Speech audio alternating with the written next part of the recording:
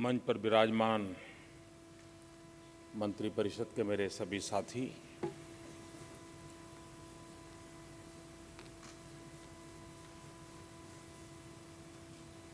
मंच पर उपस्थित सभी महानुभाव, दुनिया के भिन्न भिन्न देशों से आए हुए प्रतिनिधि बंधु,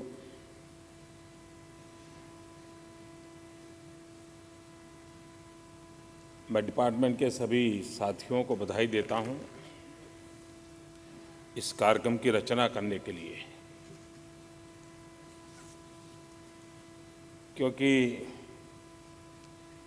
बहुत वर्षों से हम एक बात सुनते आए हैं और उसका हमारे मन पर प्रभाव भी बहुत रहा है। हर जगह पर हम सुनते थे एक शब्द ब्रेन ड्रेन, और आलोचना भी होती रहती थी कि ये देश का क्या होगा, ब्रेन ड्रेन क्या, ऐसी आलोचना होती थी। और आज से 15-20 साल पहले शायद यहाँ बैठे हुए बहुत सारे लोगों ने ये चिंता व्यक्त की होगी। वो एक माइंडसेट था हमारा, लेकिन आज ब्रेन ड्रेन से ब्रेन गेन तक की हमारी यात्रा है ये। और अब ब्रेन ड्रेन से बाहर निकल करके, उस सोच से बाहर निकल के ब्रेन गेन के लिए हमारी क्या स्ट्रेटजी होनी चाहिए, उसको हमने सोचना चाहिए। और इसलिए कोशिश ये है कि अब वो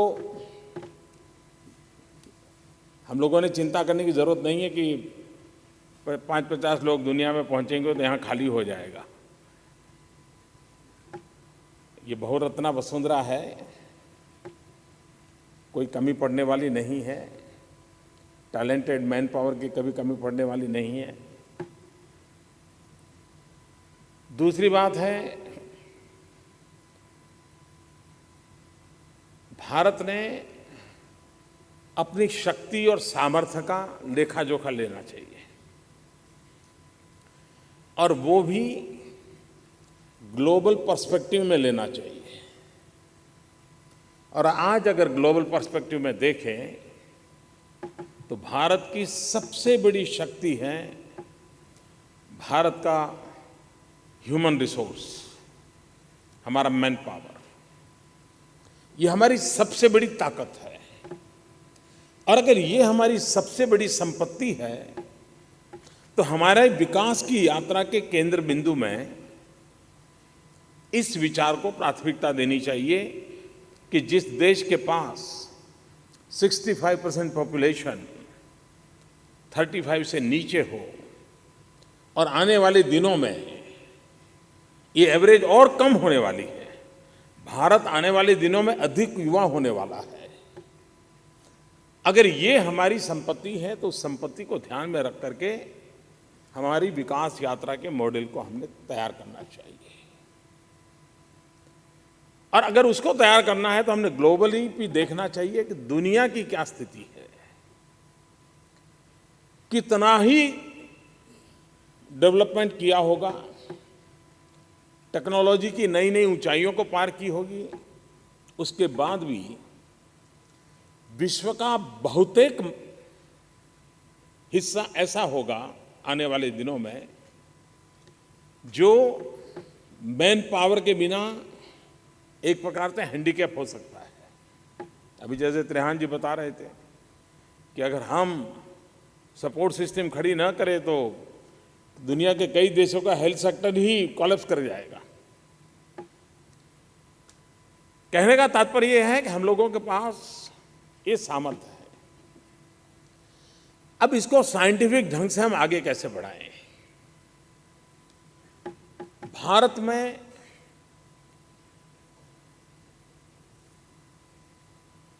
व्यक्तिगत संबंधों के कारण कोई मिडिल ईस्ट में चले गए होंगे, वहाँ कोई मजदूरी की शुरू की होगी, कोई 5 लोग पहले गए होंगे, फिर 50 को ले गए होंगे, फिर एक जिले के ज़्यादा लोग उसी देश में चले जाते होंगे, वो परंपरा चली होगी।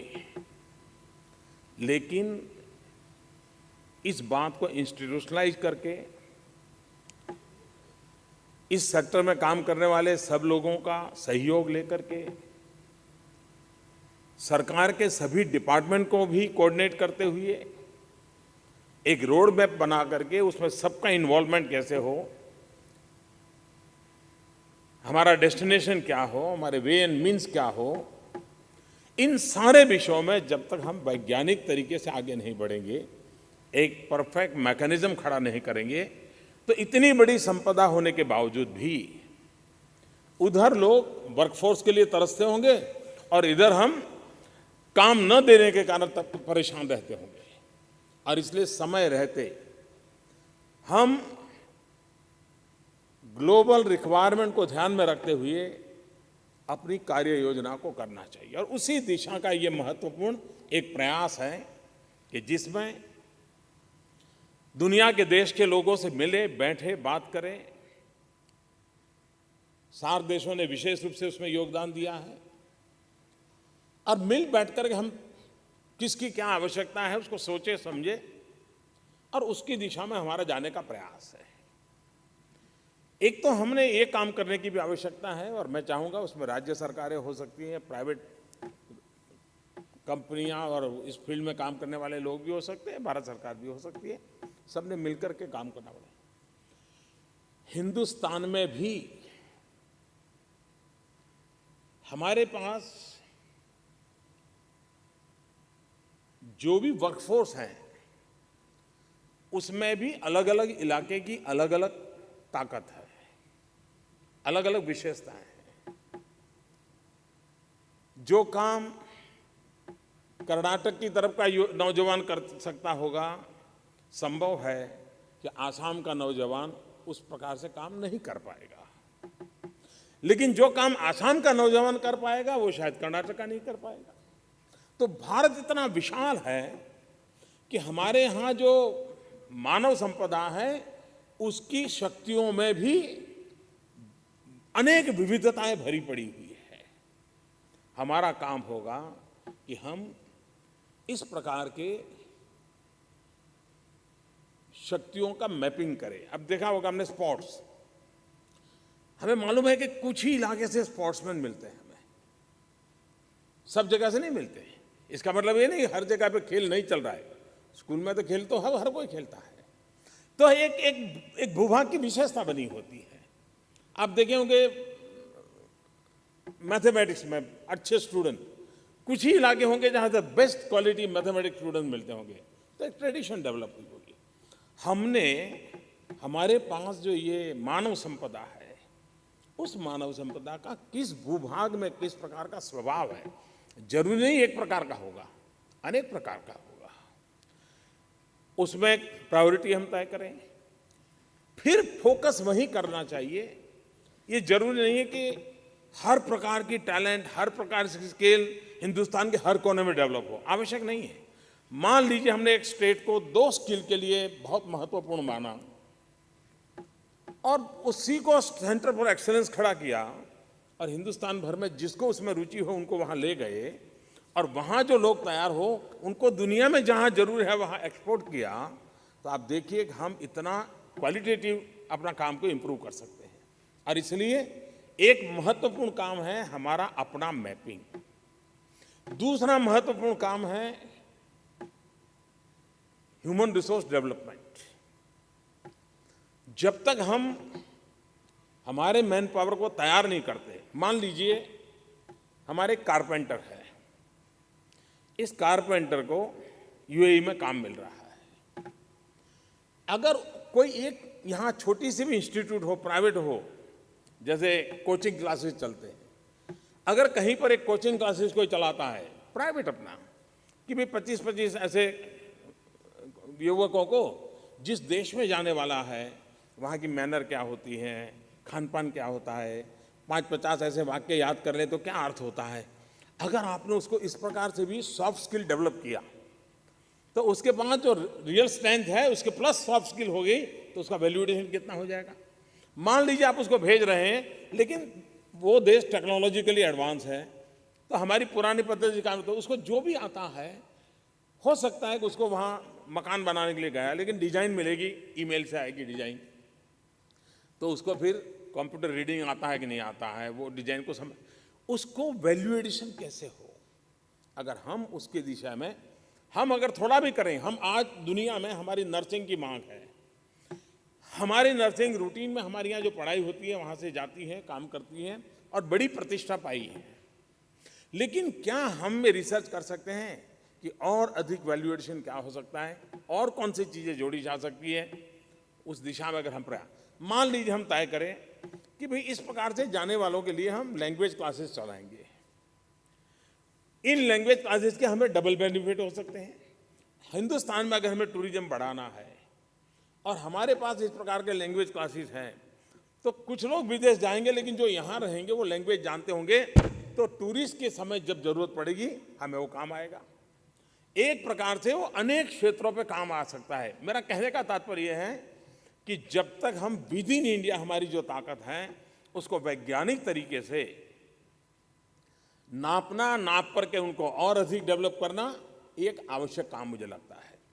दूसरा, ग्लोबली भी हमने टारगेट करना चाहिए। हम, भारत को एक लाभ है अंग्रेजी लैंग्वेज का, लेकिन हमने पूरे दुनिया का एक पर से हिसाब किताब, एक उन देशों में कुछ चीजें अनिवार्य हैं और ये उनके बस की ताकत नहीं है। किस देश में वो कौन सी चीजें हैं, और अगर हम उसको टारगेट करके उनकी अनिवार्यता, उनकी मुसीबत जो है उसको अगर आइडेंटिफाई करते हैं और फिर हमारे यहाँ काम करते हैं, इमीडिएट आपको मार्केट मिल सकता है।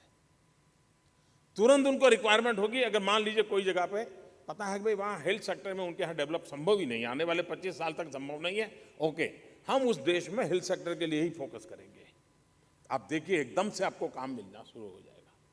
इसलिए दुनिया के किस देश में अनिवार्यता है और वहां पर सबसे ज्यादा डेफिशिएंसी हो, उस एरिया में हम हमारे देश में तैयारी करके एंटर कर सकते हैं क्या? उनका भी भला होगा, हमारा भी भला होगा। दूसरा पार्ट है कि वहां एस्टैब्लिश चीजें हैं, लेकिन cost is a problem, workforce is a problem. तो फिर हमारा काम रहता है कि हम उसको एड्रेस करें, और उसको एड्रेस करने के लिए हम किस प्रकार से तैयारी करें। हम जितनी ज़्यादा मात्रा में हमारे मैन पावर को वैल्यू एडिशन करके यहाँ से भेजेंगे और टारगेटेड काम के लिए भेजेंगे, हम बहुत बड़ा कंट्रीब्यूशन ग्लोबल इकोनॉमी भी कर सकते हैं। और ऑफ कोर्स भारत के नौजवानों को रोजगार मिलेगा तो भारत की इकोनॉमी को तो लाभ होना ही होना है और उसका फायदा होगा। कई क्षेत्र ऐसे हैं, जैसे हम कहें टूरिज्म। अब टूरिज्म कहने के बाद सिर्फ ऐसा नहीं कि टूरिस्ट डेस्टिनेशन होता है। टूरिज्म कहने के बाद उसके पीछे अनेक चीजें हैं। इवन फूड हैबिट्स का होगा, सॉफ्ट स्किल का होगा, लैंग्वेज का होगा, गाइड का होगा, इवन आपके कैब के ड्राइवर्स होंगे तो उनकी ट्रेनिंग होगी, 50 चीजें होगी। हमें अपना टूरिज्म बढ़ाना है तो हमारे देश में भी हमारी सर्विस को कैसे हम क्वालिटेटिवली इंप्रूव करें। क्वालिटेटिव इंप्रूव करने के लिए कौन कौन से हमारे पहलू हो, तो हमारे यहाँ अपने देश की आवश्यकता के लिए भी उस प्रकार की नई 50 इंस्टीट्यूशंस विकसित हो सकती हैं, और ये पब्लिक प्राइवेट पार्टनरशिप के मॉडल पे हो सकती हैं और करनी भी चाहिए। हम उसमें बहुत बहुत बड़ी मात्रा में रोल कर सकते हैं। अभी मैं जर्मनी गया था, तो जर्मनी के चांसलर एंजेला मर्केल के साथ ऐसे ही बात हो रही थी। लंच के समय पर जब हम मिले तो और गेस्ट अभी सेट हो रहे थे, मीटिंग शुरू होना बाकी था। तो उन्हें बातों बातों में जब उनको पता चला कि मैं वेजिटेरियन हूँ तो उन्होंने विषय निकाला। उन्होंने कहा कि मैं खुद इंडियन कढ़ी बनाती हूँ। बोले मैं सीखी हूँ, लेकिन फिर भी मुझे अभी परफेक्ट नहीं आती है, और कभी कभी इंग्रेडिएंट्स के संबंध में मुझे प्रॉब्लम रहता है। ये जब मैंने सुना तो तुरंत मुझे मेरे देश के सर्विस सेक्टर की तरफ ध्यान गया। इसका मतलब कि दुनिया में आजकल होलिस्टिक हेल्थ केयर में जब योगा ने ध्यान लिया है, वैसे ही एक हवा चल पड़ी है वेजिटेरियनिज्म की। लेकिन उनको मालूम नहीं है कि वेजिटेरियन में भी इतना डेवलपमेंट हो चुका है। क्या हम इस दिशा में सर्विस देने का तय करें? हमारी जितनी यहाँ बड़ी बड़ी होटल वाले हैं, वे अगर दुनिया के लोगों को इस प्रकार से सिखाने का काम करें, स्पेशल क्लासेस करें, इवन टूरिस्टों के लिए भी पैकेज बनाए, 3 दिन कुकिंग क्लास, 3 दिन फील्ड विजिट। आप देखिए सर्विस के कितने पहलू हो सकते हैं, कितने प्रकार से उसको पढ़ाया जा सकता है। हम कितने नए इनोवेटिव हैं, क्योंकि हमारे पास विपुल मात्रा में मानव संपदा है। और कुछ चीजें ऐसी हैं कि हम उस सेवाओं को दें ताकि हमारी अपनी प्रोडक्ट भी साथ साथ चलती जाए। कभी कभार ऐसा होता है कि भाई आप ये लेंगे तो साथ में ये मिलेगा, तो साथ में ये भी जोड़ा जा सकता है। और इसलिए हम सिर्फ आईटी के द्वारा सेवा, ये जो लिमिटेड हमारी सोच बनी है, उसमें से हमने बाहर आना चाहिए, इसका दायरा बढ़ाना चाहिए। और सिर्फ बहुत ऊंची पढ़े लिखे लोगों ही दुनिया को जरूरत है ऐसा नहीं है, अनेक प्रकार के लोगों की दुनिया को जरूरत है और यह आवश्यकता बढ़ने वाली है। और इसलिए हमने हमारे सेवा के लेयर्स, मल्टीपल लेयर पर सेवा के हमने दायरे पर सोचना होगा। वो अगर हम करते हैं तो हम बहुत लाभ से देश की सेवा करेंगे, दुनिया की भी सेवा करेंगे। कुछ तो हम लोगों ने पुराने जमाने में जो नियम बनाए हैं उस भय से बनाए हुए हैं, कहीं दुनिया आ जाएगी, खा जाएगी। आत्मविश्वास का अभाव रहा, क्योंकि बहुत सालों तक हम गुलाम रहे। हमने उस मानसिकता से बाहर आना पड़ेगा। मुझे अभी भी समझ नहीं आ रहा है कि आर्बिट्रेशन हमारे देश में क्यों ना हो, ग्लोबल आर्बिट्रेशन हमारे देश में क्यों ना हो। आर्बिट्रेशन के लिए आज भी हमें लंदन क्यों जाना पड़े? क्या हमारे पास उस प्रकार के चार्टर्ड अकाउंटेंट, उस प्रकार के लॉयर नहीं है? क्या है। लेकिन हमने कानून ऐसे बना के रखे हैं कि हमारा ही, हाँ, और कुछ लोगों को डर लगता है, नहीं नहीं ये यहाँ मत शुरू करो, ये सब दुनिया भर के बड़े बड़े बुद्धिमान वकील यहाँ आ जाएंगे तो सारी हमारा काम नहीं चलेगा। ऐसा नहीं होने वाला है। ये जो सोच किसी जमाने में थी कि टेक्नोलॉजी आएगी तो जॉब चली जाएगी, कंप्यूटर आएगा तो जॉब चली जाएगी, आज हम देख रहे हैं कि टेक्नोलॉजी के कारण जॉब का ग्लोबल स्कोप पैदा हो गया। वक्त बदल चुका है। हमने स्थितियों को विजुलाइज करना चाहिए और हमने भयभीत रहने की जरूरत नहीं। इतना बड़ा 125 करोड़ का देश है, हम दुनिया से दबकर क्यों जीना चाहिए? हम अपनी ताकत खड़ी करें, दुनिया में अपना अस्तित्व हम दिखा सकते हैं। इस मिजाज से हमारी योजना और रचनाएं होनी चाहिए। उसी प्रकार से फाइनेंस का सेक्टर हम देख रहे हैं, अब वाया मॉरिशस आई है, वाया सिंगापुर आई है। हमें डर लगता है कहीं अपने यहां कर लिया तो। क्यों ना करें हम अपनी ताकत को मॉरिशस या सिंगापुर या मलेशिया को क्यों डाइवर्ट करें? हम अपने कानून और नियमों को उस प्रकार से बनाएं ताकि हम इन चीजों को हम भी हजम कर सकें और अपनी व्यवस्थाओं को विकसित कर सकें। उस दिशा में हम काम कर रहे हैं और आने वाले दिनों में देखेंगे आप, हम उन व्यवस्थाओं को विकसित करना चाहते हैं कि जो ग्लोबली भारत को, हाँ, कुछ हमने उसकी सीमाएं भी बांधनी पड़ती हैं, जैसे इंटेलेक्चुअल प्रॉपर्टी राइट। अब हम ग्लोबल पैरामीटर के इंटेलेक्चुअल प्रॉपर्टी राइट की दिशा में काम नहीं करेंगे तो दुनिया हमारे साथ नाता नहीं जोड़ेगा। हम जानते हैं कि हमारी एंटरटेनमेंट इंडस्ट्री बहुत बड़ी ताकत रखती है। सिर्फ हिंदुस्तान में फिल्म बनाने की ताकत रखती है ऐसा नहीं है, लेकिन इंटेलेक्चुअल प्रॉपर्टी राइट में अगर उनको भरोसा दुनिया को हम दे दें, मुझे विश्वास है कि हम ग्लोबली एक बहुत बड़ा डेस्टिनेशन बन सकते हैं उनके अपने क्रिएटिव वर्क के लिए। भारत में क्रिएटिव वर्क के लिए इतना बड़ी संभावनाएं पड़ी हैं। दुनिया में कोई कार बनाए, कार की मैन्युफैक्चरिंग वाला होगा वहाँ, लेकिन कार में अंदर की सीट की डिजाइन क्या हो वो बनाने की ताकत हिंदुस्तानी में है। और वो ही कार ज्यादा तब बिकेगी इसलिए नहीं कि तुम्हारा मशीन कैसा है, सीट कैसी है, उसके आधार पर कार बिकती है कि भाई बैठना कितना कंफर्टेबल है, उतरना कितना कंफर्टेबल है, और उस काम को करने वाले भी लोग होते हैं। सर्विस क्रिएटिव सर्विसेज, इसके लिए हमारे पास इतनी संभावनाएं हैं और हम उसका लाभ उठा दें। आज योगा के क्षेत्र में और आईटी, दो क्षेत्र ऐसे हैं कि जिसने दुनिया में हिंदुस्तान को भी पहुंचाया है और इसके माध्यम से हिंदुस्तान भी पहुंचा है। लेकिन एक विशेषता है, ये दोनों पहुंचे हैं क्योंकि वहां सरकार नहीं है।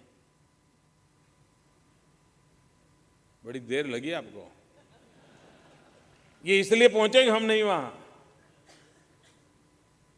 क्योंकि सरकार का माइंडसेट ऐसा बना हुआ है सालों से। ये हिंदुस्तान के 20, 22, 24 साल के नौजवान हैं जिन्होंने दुनिया में आईटी के माध्यम से भारत की पहचान खड़ी कर दी है, ताकत के रूप में पहचान बना दी है। उसी प्रकार से दुनिया का मानव जो कि स्ट्रेस के कारण परेशान है, फ्रस्ट्रेशन से जी रहा है, बहुत कुछ पाने के बाद भी संतोष अनुभव नहीं कर रहा है, तो ढूंढता ढूंढता आया, वो योग उठा के ले गया। कोई आकर के ले गया, कोई जाकर के दे आया। ये दो रूट से हमारा हुआ है। हम इसको और अधिक साइंटिफिक बना करके एक बहुत ही यानी भारत की अपनी सोच के रूप में हम ऐसे किन-किन क्षेत्रों में, मान लीजिए संगीत, दुनिया को मैं बताता हूं कि हम संगीत के माध्यम से बहुत कुछ दे सकते हैं। दुनिया को अभी तक वो भी पता नहीं है कि तन डुले इसलिए संगीत होता है कि मन डुले इसके लिए संगीत होना चाहिए। ज्यादातर परिचय यही है कि संगीत यानी तन डुले, संगीत से मन डुलना चाहिए। और ये ताकत हिंदुस्तान में है, ये ताकत हिंदुस्तान में है। ये देश है कि किस प्रहर में कौन सा राग हो, किस बीमारी में कौन सा राग हो, बालक अवस्था है तो कौन सा राग हो, निवृत्त अवस्था हो तो कौन सा राग हो, यहां तक जहां वैज्ञानिक काम हुआ हो, क्या दुनिया को हम ये सेवा नहीं दे सकते? फिर से एक बार गुरु शिष्य परंपरा रिवाइव हो और मान लीजिए हिंदुस्तान में 1000 अच्छे सितार वादक हैं और दुनिया की 1000 शिष्य उनके यहां आ जाएं, उनके यहां रहे, सितार सीखे, साल भर का अपना गुरु दक्षिणा दें और वापस चले जाए। क्या भारत का संगीत की दुनिया में जिसने साधना की है उसको कभी भूखे रहने की नौबत आएगी? क्या कभी नहीं आएगी। और जो यहां से सीख के गया वो सिर्फ सितार ही सीख के जाएगा कि पूरा हिंदुस्तान लेकर के जाएगा? हिंदुस्तान अपने आप पहुंच जाएगा कि नहीं पहुंच जाएगा? हमारी सर्विस सेक्टर की ताकत यह है कि विश्व में हमें अपने आप को पहुंचाने का एक बहुत बड़ा अवसर हमारे सामने आया है। सिर्फ विश्व की सेवा करेंगे ऐसा नहीं, विश्व को अपना बनाने की ताकत हमारे में आई है और समय समय पर इस देश ने किया है। मैं भी फ्रांस गया था। फ्रांस में मैं युद्ध स्मारक पर श्रद्धांजलि देने के लिए गया था। प्रथम विश्व युद्ध की शताब्दी हुई। सेवा कैसी हमारे लोग कर सकते, इसका एक उत्तम उदाहरण है। 100 साल हो गया। प्रथम विश्व युद्ध में करीब 14 लाख हिंदुस्तान के जवानों ने किसी और के लिए लड़ाई लड़ी थी, अपने लिए नहीं, हमारी जमीन को बढ़ाने के लिए नहीं, हम मर रहे थे इसलिए बचने के लिए नहीं, किसी और के लिए। और करीब करीब 75,000 लोगों ने शहादत की थी। मैं मानता हूं दुनिया समझे किसी भी प्रकार की सेवा, यानी अपना जीवन आहूत कर देने तक की सेवा देना, इस देश ने करके दिखाया है। अगर उसने किसी की रक्षा के लिए जान अपनी लेकर के दिखाया है तो जीवन बनाने के लिए हमारे डॉक्टरों ने दुनिया में जाकर के अपने कर्तव्य दिखाया है।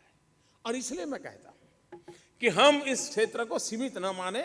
ये बहुत बड़ी मानवता की सेवा है, ये बहुत बड़ी देश की सेवा है। उसको, हमारी ताकत को हम जल्दी पहचाने, हम अपनी ताकत को ढूंढें, उसको हम ग्लोबली रिक्वायरमेंट के अनुसार वैल्यू एडिशन करें, दुनिया की रिक्वायरमेंट का हम मैपिंग करें। और हम कर सकते हैं। 2025 में किस देश को किसकी जरूरत पड़ेगी हम कर सकते हैं। आज इतनी सारी चीजें हो सकती हैं और उस प्रकार से हम तैयार करें। मुझे विश्वास है ये सेवा के क्षेत्र में हम इन कामों को करेंगे तो जरूर ही भारत अपनी एक जगह बना सकता है। सरकार में जो नियमों को बदलना होगा उसको भी बदलते हुए इन कामों को करना चाहिए।